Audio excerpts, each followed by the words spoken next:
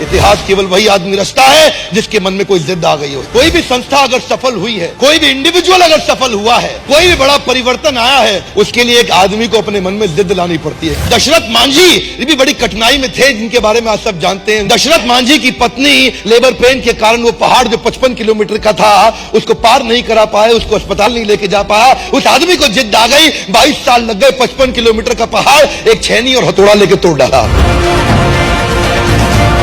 एक source motivation का होता है बिलीफ सिस्टम। बिलीफ सिस्टम ये वो ताकत है आदमी को कुछ भी करने को तैयार कर देती है। आप जानते हैं मंडेला 27 साल जेल में पड़े रहे, कोई प्रॉफिट नहीं, इंसेंटिव नहीं, बिलीफ सिस्टम बड़ा पावरफुल था। गांधी एक बड़ा परिवर्तन क्यों लेके आए? उनको ट्रेन से पहले दर्जे की टिकट साउथ अफ्रीका से धक्का देके बाहर निकाल दिया। अंग्रेजों ने क्या बोला? तेरे को हक नहीं है पहली टिकट लेकर के पहले डब्बे में सफर करने का।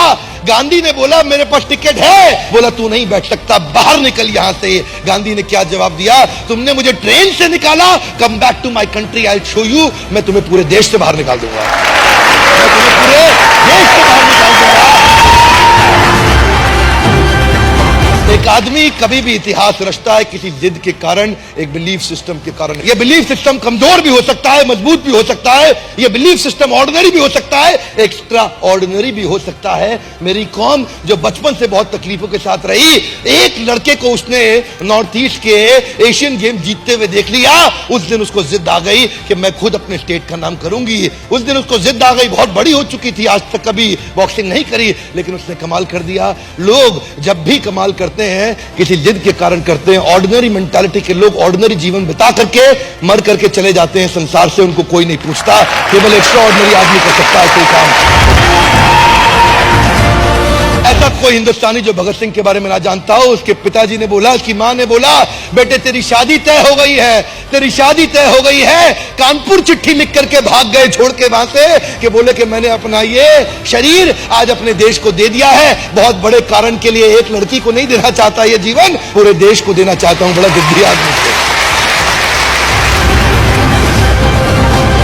आज। एक जिद्दी आदमी ही कोई बहुत बड़ा काम कर सकता है। उसके लिए चाहिए बिलीफ सिस्टम। जानते हैं कोई भी व्यक्ति आप देख लीजिए, चाहे लिंकन हो या गांधी हो या टेरेसा हो या बच्चन हो या मंडेला हो या कोई भी हो, हर आदमी के जीवन में बड़ा संघर्ष था, पर उसने एक काम किया, bounce back. If you don't help you to help yourself, nobody in the world can help you to help yourself.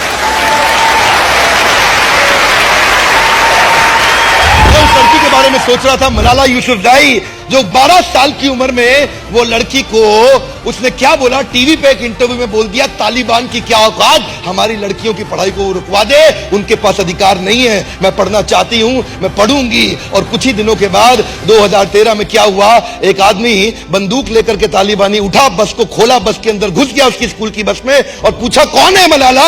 वो बोली मैं हूं मलाला, और 3 गोलियां मारी, उसके सर से निकल के फट के कंधे में आ गई। और छोड़, जानते हैं आप में से कई लोग होंगे जिनका 12 साल का बच्चा होगा। 12 साल के बच्चों को 3 गोलियों से मार दो, और उसने अपने आंदोलन को और तेज कर दिया।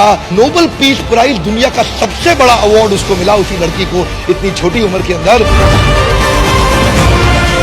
एक व्यक्ति इतिहास तभी रचता है जब वो जिद्दी हो जाता है। जिद को बड़ा करना चाहिए, अपनी जिद को बड़ा करो, अपनी जिद को पालो। जिस दिन इतनी हिम्मत आ गई, आप अपनी जिद को पाल के बड़ा कर गए, आपको सफलता के नए रास्ते मिल जाएंगे, और अगर नहीं मिले तो आप खुद नया रास्ता बना देंगे।